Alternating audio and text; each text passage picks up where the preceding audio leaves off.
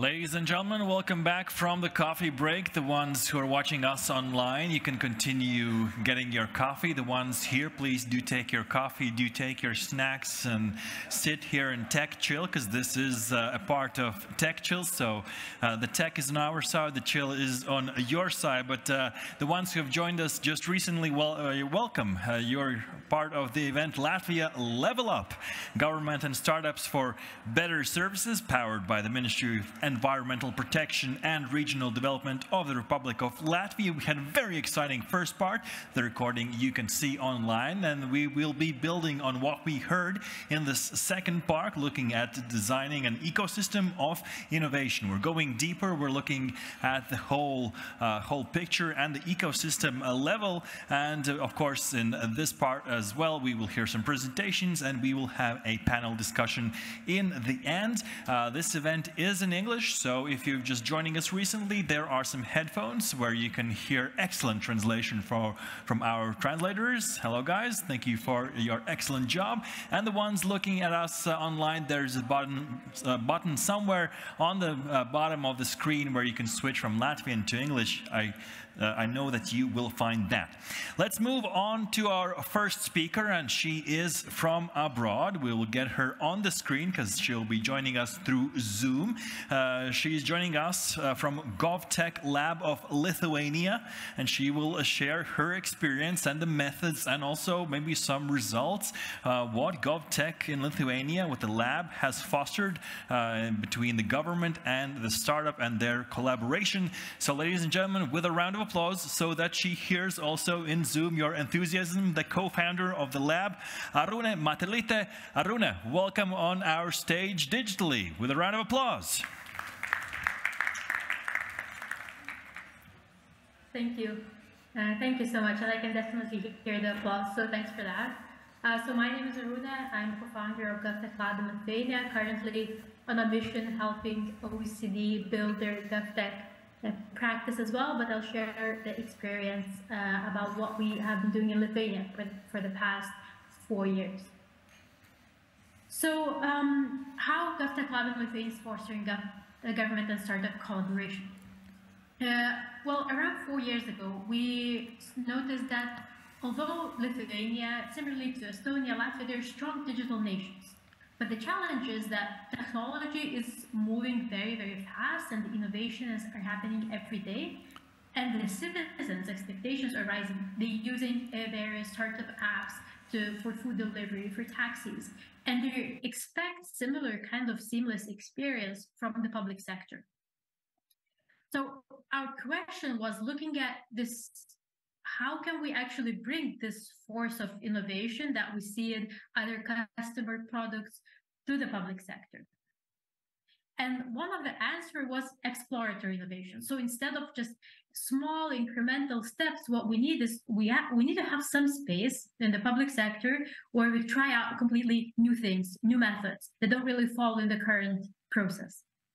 And one of the ways to actually do that, because public sector itself, it's often much more structured and follows a specific process, is to go to entrepreneurs, go to startups, and then get skills, experience, and expertise from them, and then ensure that this exploratory innovation is within our public sectors. And with this idea in mind, that's why we built the GovTech Lab in Lithuania.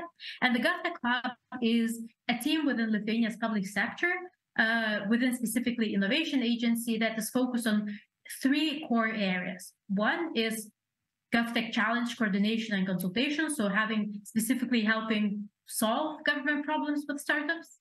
Second one, which is very important at the beginning, is GovTech ecosystem and community building, both locally and internationally. And finally, increasing public sector innovation skills. So ensuring that we're not just solving specific challenges, helping specific projects, but the public sector has skills beyond our team.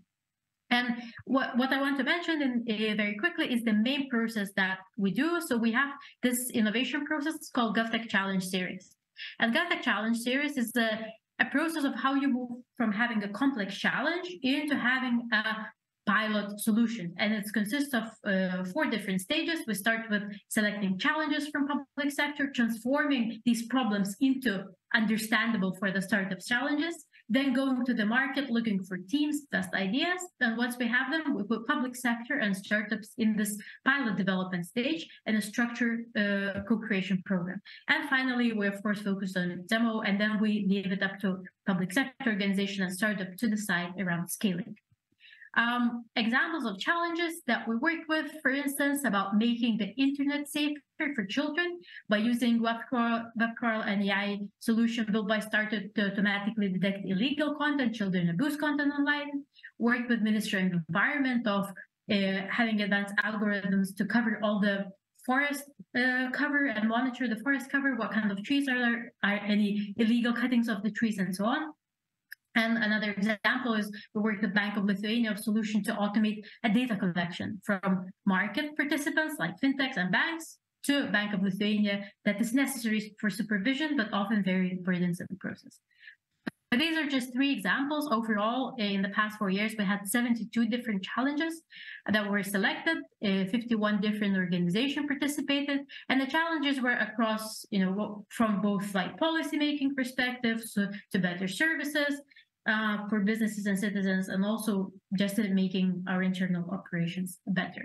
I can say that after our program, around 80% of challenges actually continue to be built further, because of course we help with the first experimentation piloting stage, but organizations need to keep the torch going forward. And around 80% of them do that. So I tried to be very quickly, but that's how GovTech Lab works, and I hope we can explore it even further during the discussion. Thank you. Thank you. Thank you, Aruna. A round of applause to Aruna. She will be joining us in the discussion afterwards, and then there will be some follow-up questions for you, so please do stick together with us. You will be called on the stage, on the screen pretty soon again. And now we are moving on to our next presenter, next speaker. He is not from abroad, but I actually would like to call him Mr. Worldwide when it comes to health tech and innovations, because he has had his fair share of kilometers flying between countries and working on health tech sector and bringing innovation back to Latvia as well, cultivating collaborations and innovation. He is the CEO and founder of the medical technology startup company Long Genesis. Ladies and gentlemen, welcome on the stage, Emil Syundyukov.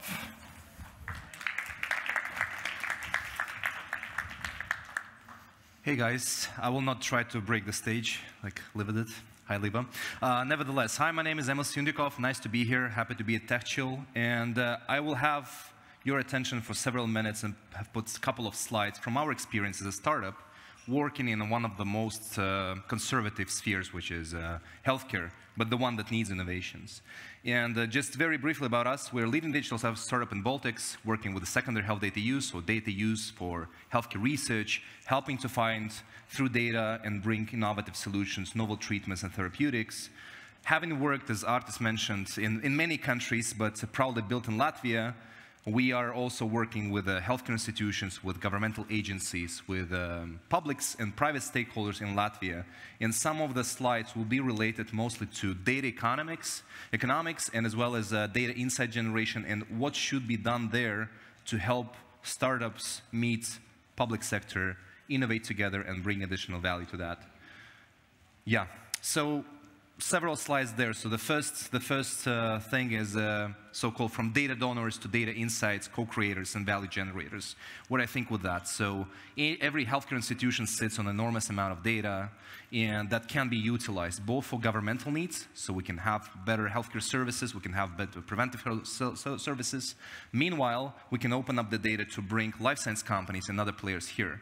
But oftenly, how do we perceive this is, hey, we can better use third country registries like based in Germany, Switzerland, Finland, and give out the data there. Meanwhile, sitting on the pile of data, which is locked to the local ecosystem, to co-create, to work together. And for us as a startup, it means hitting our heads to the walls multiple months and years to actually open up the data, go to the healthcare institution, which is a public one as an example, and co-create together to bring some proof of concepts there. Just to put it up, to motivate the further panel discussion, we speak about data, and if I look at myself, I'm not only the complex biological systems as you are, but also a source of data. So it's an enormous amount of data points that can be utilized. And one of the things that we should do, and you can see these two pieces of puzzle on the slide, is that healthcare institutions are sitting on an enormous pile of retrospective data. And often we also speak about the data just stays there. We anonymize this, operate this for the scientific or innovative use cases, but never speak about how we can engage ourselves as patients or healthy population in co-creating these insights. And by this I mean engaging us in the research process to generate more data, receive something as the individual or the society group, and then bring value to the life science companies who can co-fund the projects. And we often also speak about projects that are funded by European grants or local grants as hospitals, as islands, lonely islands. So they develop their own registry, and 20 minutes ride, the hospital developed the same registry under another grant. So why don't we just put this on a layer above and think of this as a unified solution, unified service, so we can utilize the funding available in a more efficient manner. And for sure, it brings us to the point where there is a black box. If we're not opening the data and not having the governance there, it means that we generate enormous amount of data that can be utilized for healthcare domain, for industrial domain, but it's not done in the correct manner. Another thing I just wanted to put here as a slide to help us talk during the panel discussion is the way how we perceive the grants and public funding. So often we use public funding is to cover the legacy that we have from historical systems, or when we don't have too many data capture solutions that can be utilized by clinicians or patients. Meanwhile, here's an example of a French consortium that are using the regional funds to actually create Portrait, which is a centralized pathology marketplace, meaning that there will be an ambition to personalize oncology treatment. So if the oncology patient in France is coming to the lab, they will refer their pathology to the big marketplace, to the big service, to personalize their treatment, which sounds cool. But if we scroll down the landing page, you will see a path there which is called return on investment plan. So they are thinking about how to co-create with startups, and second of all, how to open this data to actually bring more and more innovations and reinvest the profit, the revenue coming from this consortium into the ecosystem there. So just quickly go into the building trust with citizens. I mentioned before that the patient role is very important, which we're not thinking too much. And one of the things we piloted was a dynamic e-consent management solution. So engaging patients in co-creating, in generating more data, meanwhile controlling for what purposes, where the data being used. We started off working with this, and I know I have just a minute time, in the Middle East, working with around 600,000 patients that are using our solution to control the data use, but also being engaged in the registry, in the clinical, personalized medicine initiatives, etc. And often we're not speaking about this in a public service when we speak about data and creating both in data. And just put it here, just a quick example to finalize. I know I'm out of time. Two use cases. The one is coming from University of South California spin-off, a startup that works with the government there that actually engage population in sharing heart rate data. I'm doing this right now with my Apple Watch actually, and they have several millions of people sharing the data in real time. This data might be very noisy, but nevertheless, they're engaging a huge population in co-creating through data, bringing innovations, and opening this data to the life science companies, to the researchers, to bring novel services there. Yes, let's just finalize this with the final topic of digital health companies. We're not the only ones. There are thousands of players who would like to come to the Baltics, and we also try to bring them here. But the only thing that we should think about and to finalize is several points. So the government's role is to create an ecosystem, not the end-to-end solutions for each process. So we should think about how we can define the rules of the game for the startups, for the innovators, so they understand how to exchange data with NHS, how to exchange data with the Ministry of Digitalization or other ministries, and actually to bring value, receive return on investment, so that we can play around all together to bring more value to the society and to the ecosystem. But with this in mind, I will finalize this. We'll be happy to take part in the panel discussion and answer your questions as well. Thanks. Thank you, Emil. Thank you very much. Please don't go away. Take this seat. You've earned it. You've earned this seat because we are switching quickly to the panel discussion to play by the time. And I would also like to welcome back on our screens Arūna Metelīte, co-founder at GovTech Lab Lithuania. Arūna, I hope you are with us. We'll soon see you on the screen here in the stage. Yes, we do. You are here. Let's welcome back on the stage Krists Avots, advisor to the Minister of Environmental Protection and Regional Development in the matters of digital transformation. Please do take a seat here. I would like to welcome on the stage a person that you have not seen today. She comes all the way from the windy city of Liepāja, IT advisor at Liepāja Municipality, Liepāja Digital Innovation Park, Agate Ambulte. A round of applause. Let's invite her here and moderating this discussion. And as you can see, the government is very involved. We have back on the stage Ģirts Ozols from the ministry. Thank you. Ģirts, the stage is yours. Take it away. Yeah. Thank you everyone for staying still with us and hoping for a good and great discussion. Hello, Arūna. Nice to meet you. Yeah. I thought that we could call this part maybe GovChill. The first part, we were more focused on technical companies and see how they are working from their perspective and seeing. And here on this panel, I would like to more focus on what the government role, what the government enablers, and how government can do from themselves to enable this environment for startups. And for this reason, I think we had a very great initial presentations and keynotes from Arūna and from Emil's. And in this panel, we could look at from the two sides. One side is how to enable and how to activate the government cooperation with tech companies and startups. But on the other hand, I think there is still a place to discuss. Maybe the government shouldn't do everything by themselves. Maybe government, as Emil just mentioned it, have to create just environment where companies can come and create services for the citizens and thrive. So for this, I think we have a great panel here to discuss. And the first, I would like to start with you, Agate. You come from Liepāja, and you heard what Arūna just told about how they are approaching this in Lithuania. And you are also the very passionate tech community builder in Liepāja. Maybe you can share your experience, how you see how municipality have benefited and how you try to activate this environment in Liepāja. Yes, firstly I must say that Arūna had a great presentation. I really enjoyed their experience and the interesting approach. But in Liepāja, we understood that the municipality needs some additional help to engage the IT community because it lives a separate life. It's an ecosystem of themselves, and they're good as the way they are. But still, they need employees, and we need a smarter, educated society. We all benefit from better jobs in Liepāja regionally. And we decided that we need to take some different type of approach. So now I can gladly say that Liepāja is the home of largest IT inspirational conference for youngsters in Latvia. Each year we have this conference with more than 500 participants.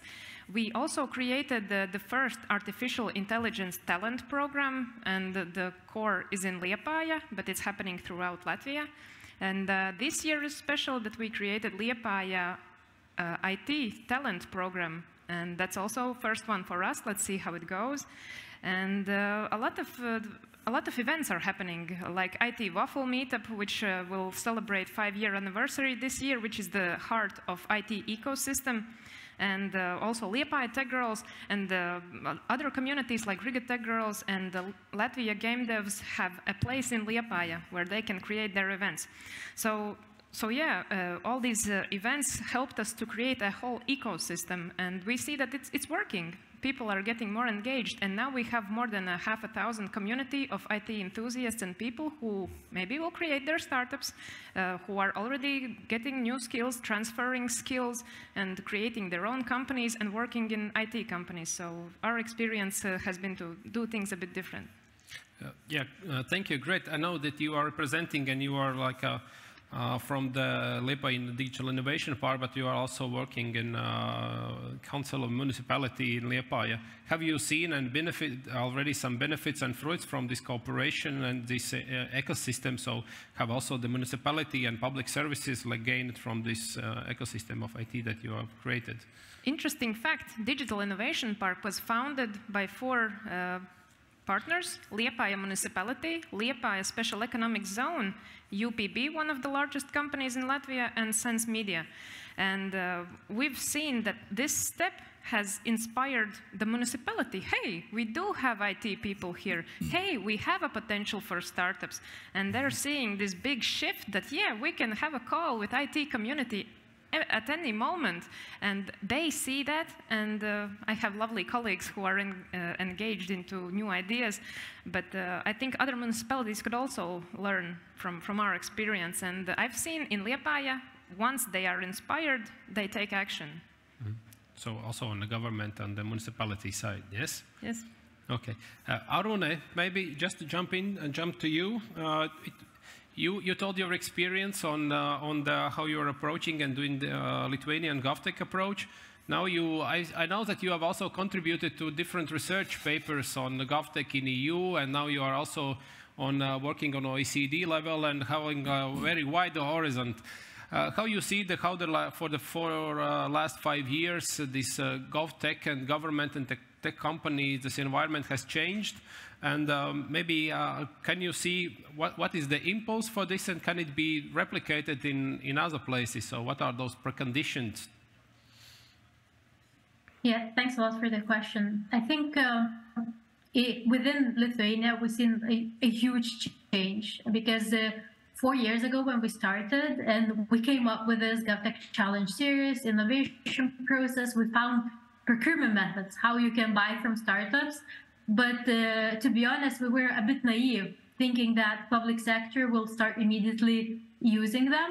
And actually many of because we went through around 5 iterations of this GovTech Challenge series, and the first few iterations were actually, outside any procurement framework, without funding. And, we wanted to see if startups would even want to engage. And after a few success cases, we see now government providing its own state budget to cover experimentation. And this is actually what we can see in various countries as well. I think GovTech, in a way, sometimes it's now a buzzword, right? And maybe overused sometimes, but that allowed various GovTech teams within the countries to bring this agenda to their ministers and say that this is actually something that other countries in the EU are doing. They are encouraging cooperation with startups. It's not something that we ourselves came up with.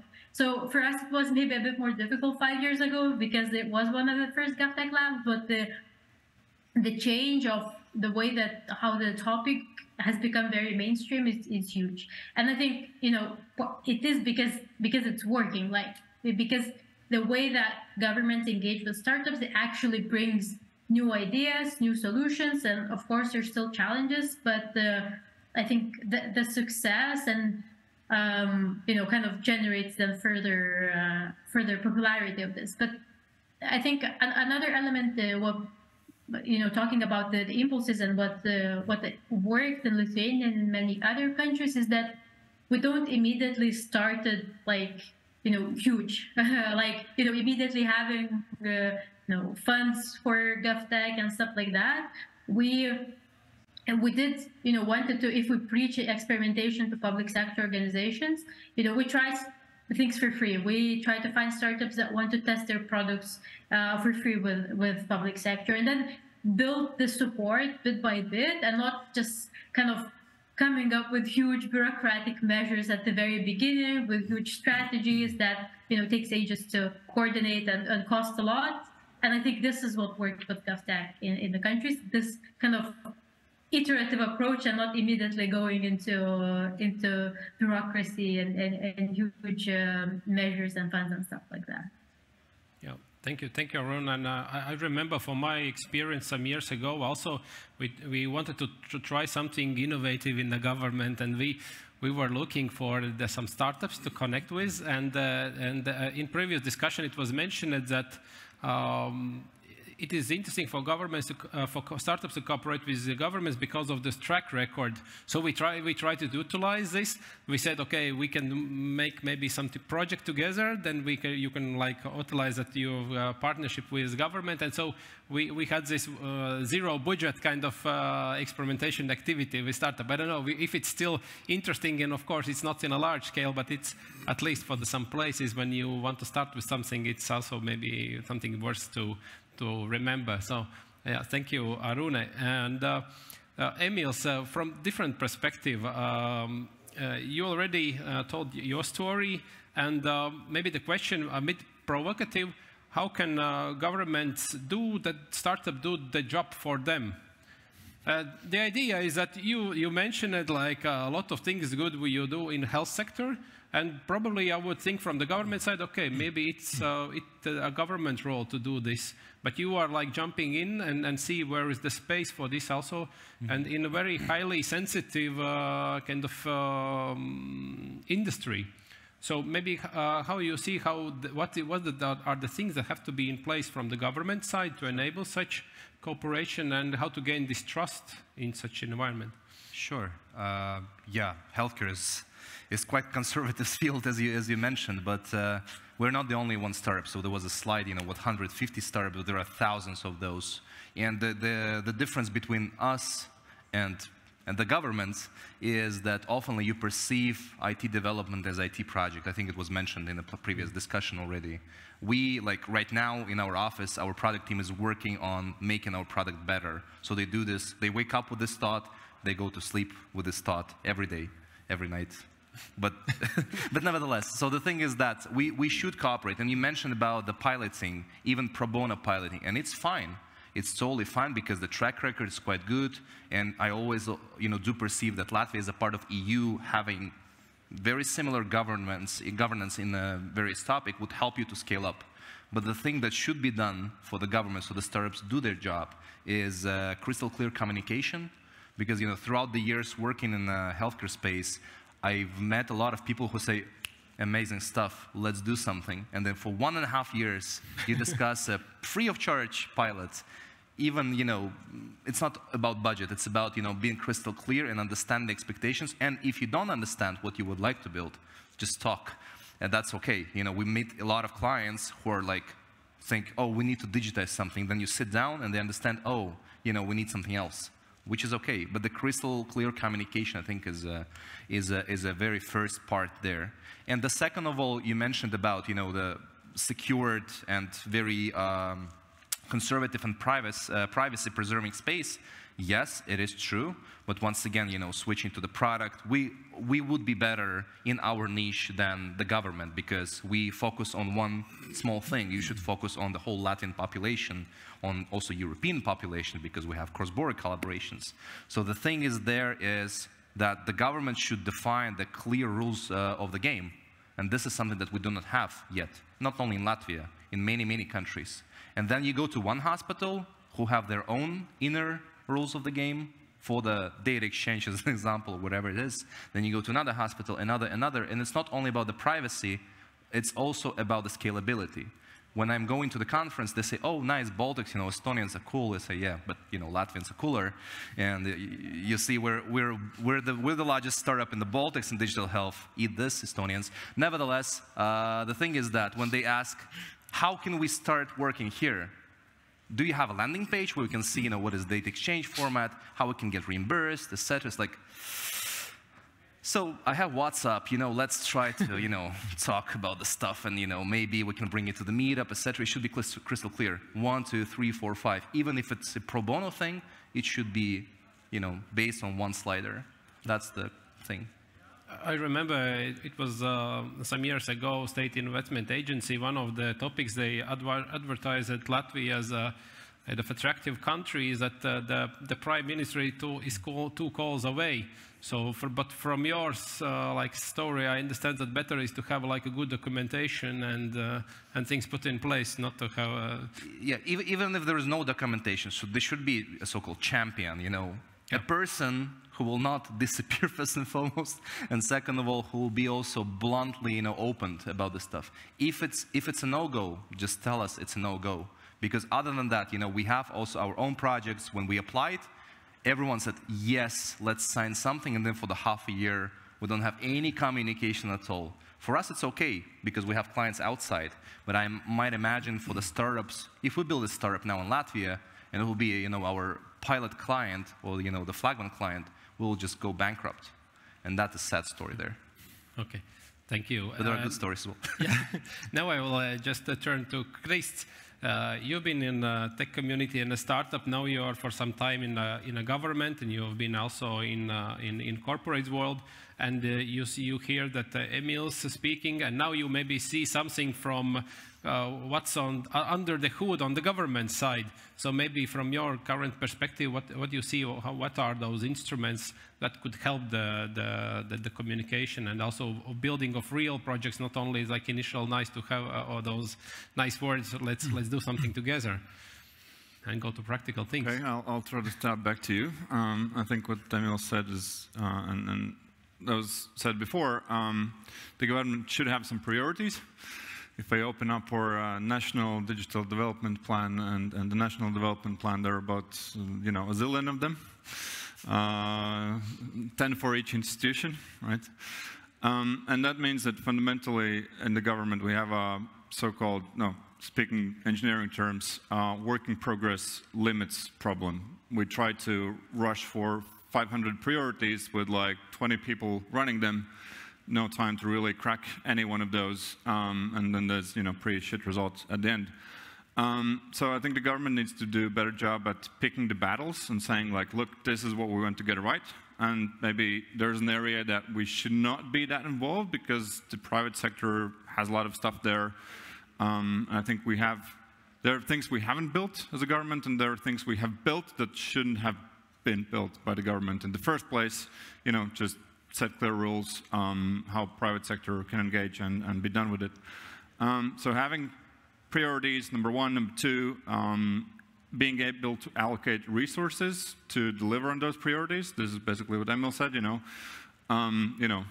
someone in the government, they hear cool idea, amazing, and then they put it on their to-do list, item number 537, and there's the gap of half year. And this is like, basic management things, right? So I think one secret to that is and it's hard from civil service side, but when I worked in bigger organizations, in private sector, you learn how to say no to things. When your CEO jumps in like, oh, let's do this and that and this and that, and like, okay, but we're going to do this if you look our priority list and say which are the things that we're going to cross out if we're going to switch the priorities, right? So we have to be better at saying no so that we can say yes to things that actually matter. Okay. Thank you, Chris.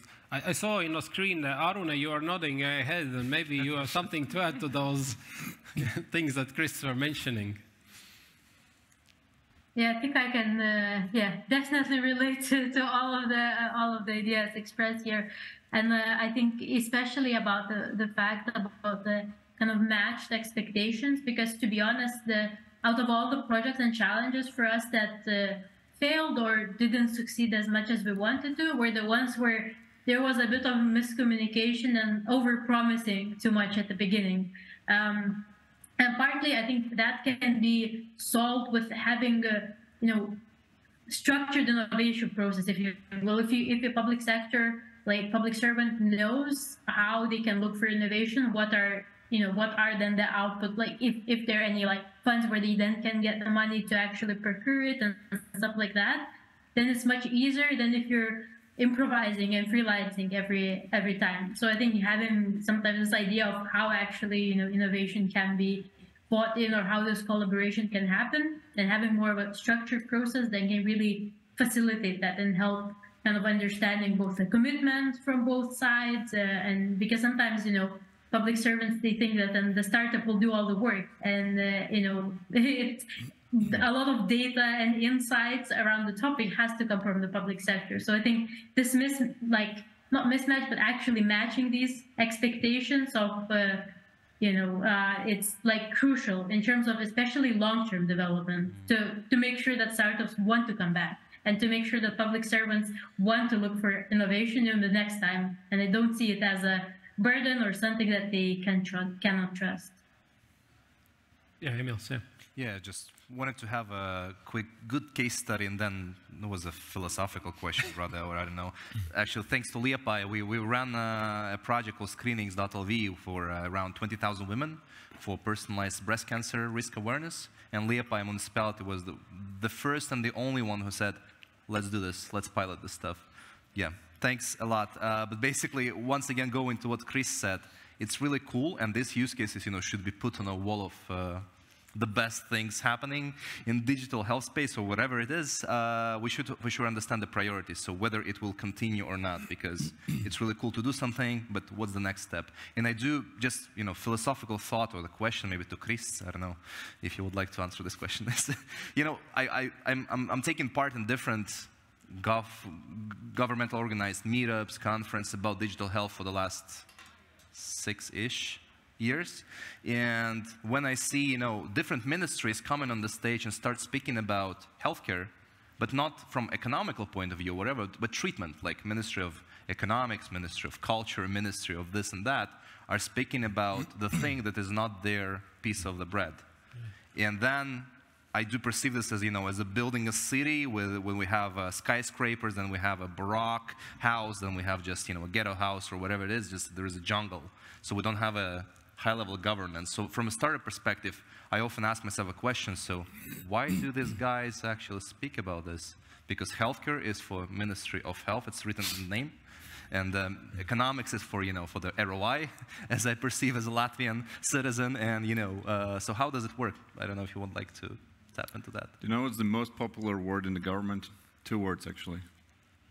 Any guesses? It's called the darba group, or the working group. Oh, yes. Whenever you have a topic, and actually, not going to mention the topic, but there was an initiative we started to work on 3 months in. I have a chat with our state secretary, and he's like, you should have made a working group that concludes whether we should work on this topic, and then create another working group that starts to implement the thing. It was like, well, Edwin, sorry, we're halfway done with the project. Can we just skip the 3 working groups, right? So we had a consensus. We created a working group that sort of rubber stamped the initiative, right? Jokes aside, let me tell you 2 harsh truths that I don't think we speak loud enough in this country. Number 1, do you know what's the one big fear for the Latvian government? That there's one whip that everyone's afraid of. Valsts kontrole. That's like there too. Yes. There's a bigger European beast. level. That as well, and close to that, it's called the EU, right? You have an EU directive. If you fail it, it's basically a criminal offense, and you have to pay big fines, right? So here's the secret. There's a public EU directive that says that this country and all European countries by 2030 should have 100% high-speed internet access to all citizens, 100% government services online, 100% health data online. And it's a directive, so you can't really avoid it, right? Let me tell you this, we have a long list of things we need to achieve in the remaining 6.5 years. We're not even halfway there, right? So there's a lot of stuff we have to get done in the near future. And let me tell you the other secret. We have been living on EU projects for past, 15 years. And honestly, there's not enough money in the EU projects to cover and subsidize all of the things we need to achieve by 2030. Leading into, unless the government starts thinking about initiatives, as Emil said, from business perspective, right? Will we make money out of this for the economy, not just like spend the project money and be done with it because there's going to be next EU funding? We're going to fail. And it's pretty easy math, right? So we have 6 years, a lot of things to achieve. There's not enough money unless the government starts to think about the return on investment on initiatives. You know, we can start putting the money aside in the piggy bank for the big EU fine. Right? I think it leads us to the discussion we already had about that there are things that not all the things have to be done by government, but government has to create the preconditions and environment for economy, for startups and to companies to thrive and develop the services and also like put the input in the economy. Maybe regards this, I would like to address one of the questions for startups. I have also a list of questions from our audience, so thank you one who are putting in the questions. And it's pretty maybe challenging. I have heard an opinion that GovTech will remain an unpopular vertical to invest in from the VC point of view because business to government startups are not scalable. Given this, how to encourage startups develop solutions for the public sector, or it's about adaptation of existing products to the public sector. So maybe you are more from the startup scene, so we don't want to afraid, we want to encourage startups, so maybe you have some good solutions and some good words to startups that are thinking about this specific domain. Sure, the previous panel and the speaker was from the working with the governments, or B2G sector. So we do perceive in healthcare, or maybe we do perceive government as a great door opener. So the top-down approach, when you go from hospital to hospital, they say, oh, you know, there is no regulation for that. Maybe, you know, do you have a track record with a super privacy-preserving project like genomics project as an example, et cetera, et cetera. So we do perceive this top-down approach. So we go to the government, as an example, in the Middle East. So we're handling one of the most secured projects there as a Latvian company. And then, for sure, it gives us an ability to walk into the healthcare institutions or academic institutions or pharma there and say, hey, guys, you're asking whether it works or not. Look there, it works, and it's a good stamp there. So the same here, and I do perceive and believe that if you go to the VC and say, hey, I work for Latvian government and I wait for 7 tenders, it's more of a classical IT service provision business. It's not a startup per se, but I think you should perceive this as a more hybrid manner. So as an example, creating a state population registry for the diseases, and then going to the healthcare institutions to work on patient engagement solutions, to collect patient-reported data, maybe to help them to run clinical trials, or help them to build better services, more personalized services. So in that manner, higher-level services and expectations like to deliver. Yeah, I think it's a door-opening function, yeah. And it's a good stamp on a slide deck as well. Okay. Do you have something to add to this? No, I just need to check if I'm not dismissed yet, you know. Okay. Now I would like to turn to Arune and to Agate regarding, we mentioned it, and in Lithuania you mentioned you have a good process of this GovTech, and you are also in your presentation you mentioned that those, I don't remember the part of the project which still continue also after this, all those setups. Maybe what are the preconditions and how you see how to ensure that these innovation activities and these things that are being created within such kind of specific, I don't know, GovTech labs, within the labs, they continue also after the lab period. So they overcome this chasm of adoption of technologies and change of the culture and so on, so that it continues afterward. Yeah, I think. Yes, yeah, please, Arne. Yeah, so I think it's definitely a challenge, and like scalability, I think for many of the GovTech teams.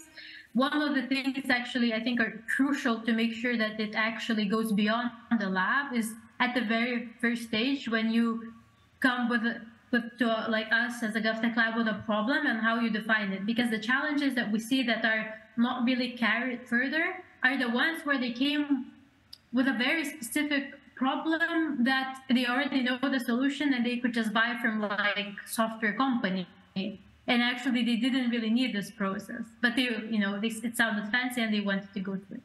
And the way to ensure that is actually, you know, scalability is opening up a bit the problem, trying to not kind of suggest or, you know, already list the specifics of how you want to solve it, but but opening up the problem. And then we see that then, you know, the chances of actually going further are much higher, because then everyone is more engaged with the project, and then you also actually, the process of innovation matches what you need. Because if you need something specific or like very technical that you know how it looks like, I mean, maybe there's no point in going to a startup. So I think this is something that really mattered. And I mean, to be honest, although I did mention at the beginning that, you know, when you start, it's fine on a smaller scale and without budgets.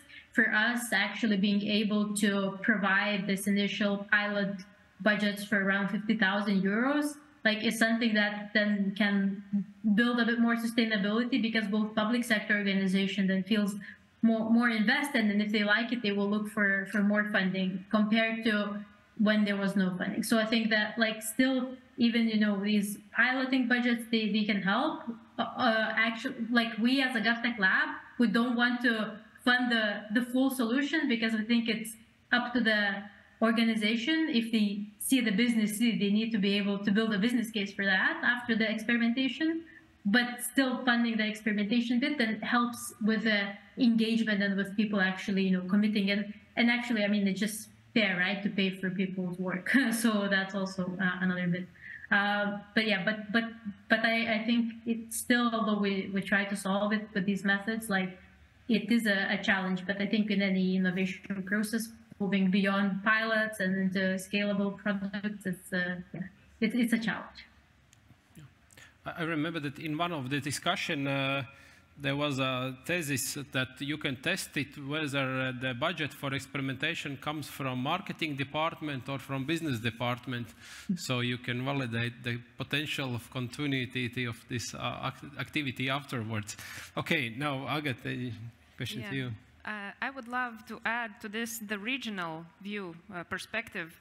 And I think we should put everything into ecosystems. And ecosystem is like, what is an ecosystem? And the only moment that you see it when it's there, when it starts to engage and live. And in Liepājas case, I think it's crucial. By investing, by creating a whole digital innovation park, the sole purpose is to create an ecosystem. Without the ecosystem, we can lose people. People can just relocate, especially now when after the COVID crisis, you can live anywhere. You can live wherever you like. But Liepāja is a perfect place where to live. We have a concert hall. We have the beach. Quick ad for Liepāja. We can give you some 30 seconds to go. Liepāja, best city ever.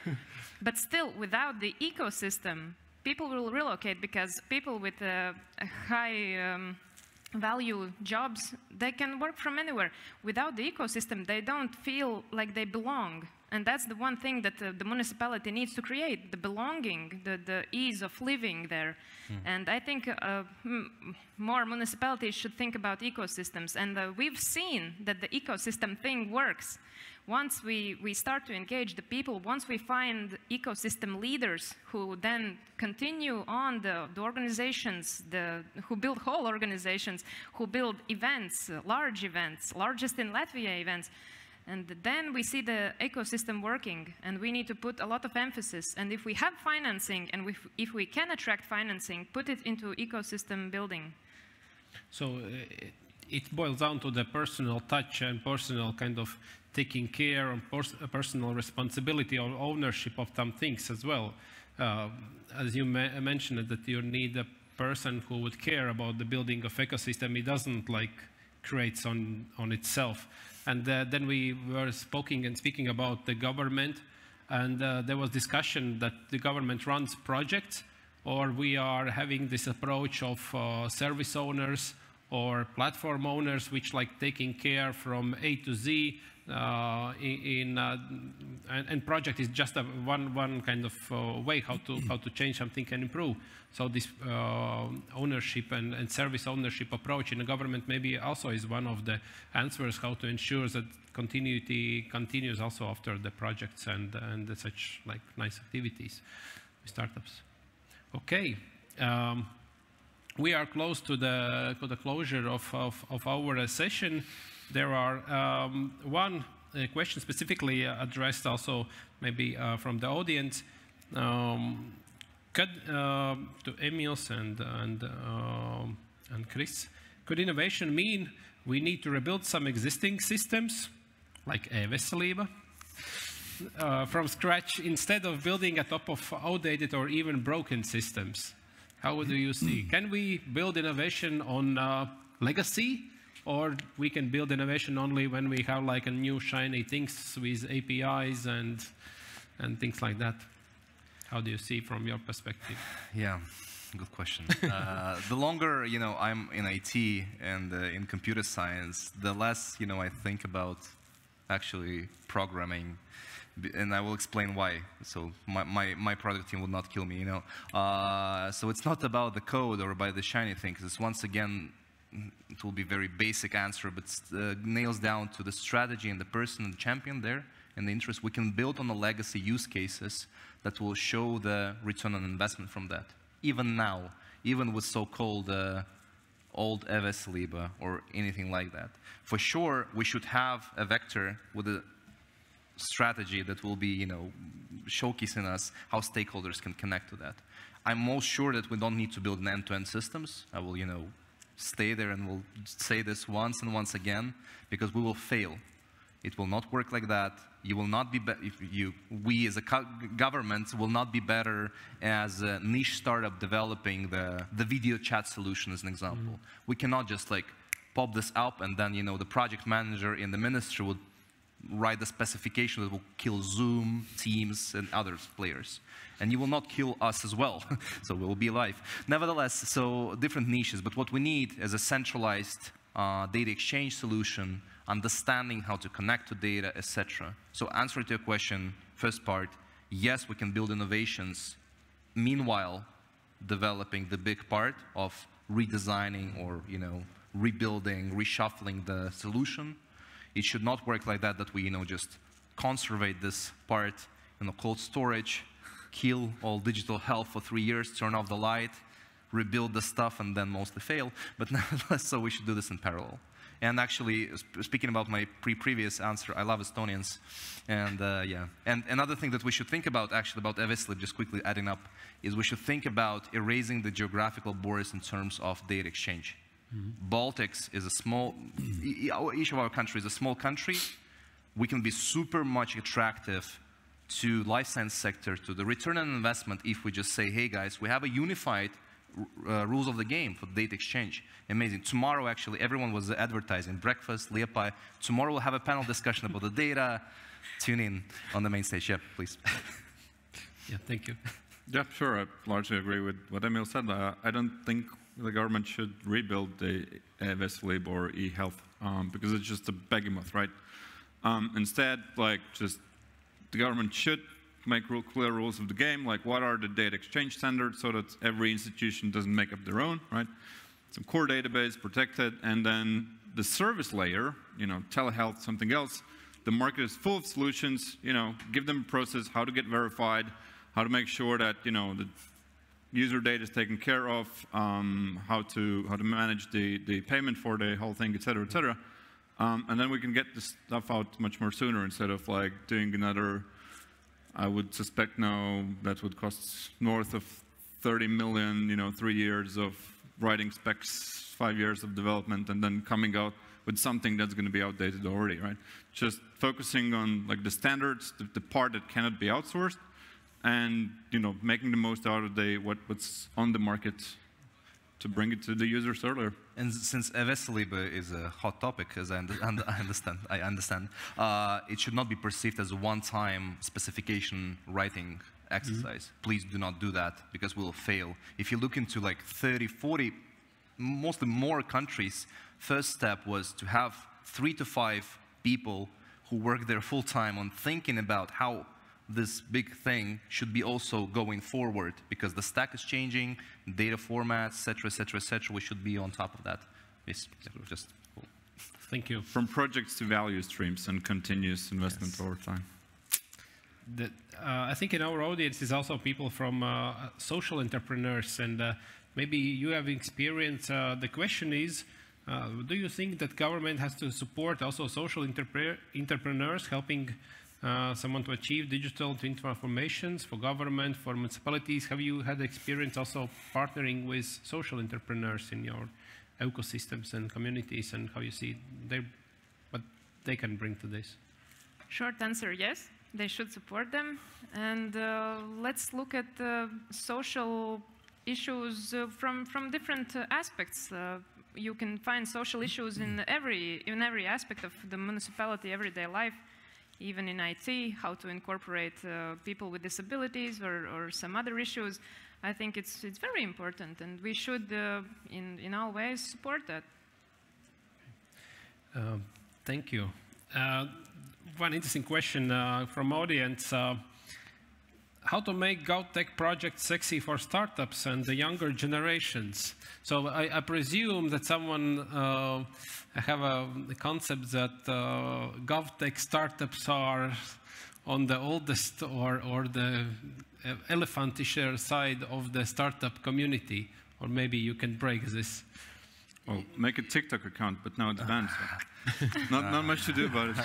But you know, I think it's like to bring an interest in the GovTech. I will just put a very small, quick case study. So each summer, not the ads, each summer together with the magazine Ear, where the second year actually we're doing this with Children's Hospital. So we're bringing children, their teens, to the hospital for one day. They're sitting in the queue for 3 hours, like real life thing. And then we ask them subsequently, not ourselves, as as the guys with the 30, 40, 50, etc. years old, but them. What should be done there? How to redesign the process with the help of digital tech? It's a very, it's a lower level thing, but we can, I think, put this up on an upper level. If we are to narrow down to the exact things, I think another thing that should be thought about is the reimbursement model. Oftenly, startups are about scalability. Mostly the ones who live are about scalability. So we should think about whether it's a PaaS or SaaS approach, how you can elaborate. Because often when we see, oh yeah, it looks nice, it's like 100K tender, but then you would like to take all of the IP. And for me as a startup, it doesn't make any sense at all. So I think, this thing, engagement plus the right reimbursement model and the crystal clear communication are three things to be there. Very simple. And now, as a last question, and I think it's a very good question, how to finalize this our discussion. How can startups get centralized approval to work with government organizations? We see individual government agencies are scared to adopt innovative solutions if they don't get centralized acceptance to do it.